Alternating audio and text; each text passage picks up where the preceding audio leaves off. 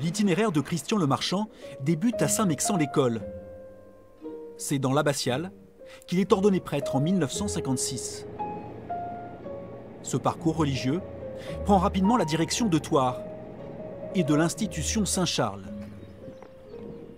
Voici le calvaire qui a été fait à la mémoire du père Le Marchand. Professeur, puis supérieur jusqu'en 1980, il passera 24 ans dans l'établissement. Ici, si les clichés d'époque sont rares, Christian Le Marchand n'a pas été oublié. Alain Dinet, l'économe, se souvient d'un homme discret. Où il était heureux, c'est dans cette chapelle. Il faisait la messe tous les jours. Il faisait la messe avec une partie des Thouarsais toutes les semaines. Il côtoyait les Thouarsais, mais toujours dans la grande discrétion. Il se couchait très tard. Il se levait très tôt. Il avait une chambre de moine qu'il avait ici, en vérité. Il n'y avait aucun confort. Christian Le Marchand devient moine et frère Bruno en 81 dans le Maine-et-Loire, avant de gagner l'Algérie et Notre-Dame de l'Atlas en 89. Après 1 an et demi passé à Tibérine, il rejoint Fès au Maroc. C'est au cours d'une visite pour participer à l'élection du prieur qu'il est enlevé avec 6 autres moines, puis assassiné en 96.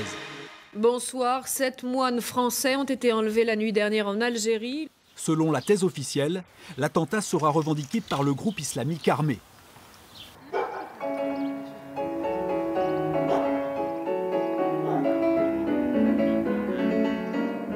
Ancien enseignant à l'Institut Saint-Charles de Thouars, Martin Boutin avait gardé le contact avec Christian Le Marchand.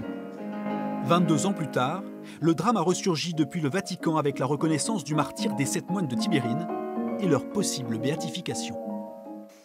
Ça m'apprend une chose, que s'il est béatifié, si on dit Saint Christian Le Marchand, j'en sais rien, moi. Les saints sont pas parfaits non plus, parce que moi j'ai vécu 17-18 ans avec lui, donc on était très différents. On a eu des accrochages quelquefois, mais dans l'ensemble quand même, je vous dis, c'était une période assez... Il faisait très bien son travail. À Saint-Mexant-l'École, une rue porte le nom de Christian Le Marchand. Dans l'abbatiale, un hommage lui est aussi rendu. Quelques traces discrètes, témoignage d'une trajectoire religieuse qui s'éleva bien au-delà des Deux-Sèvres.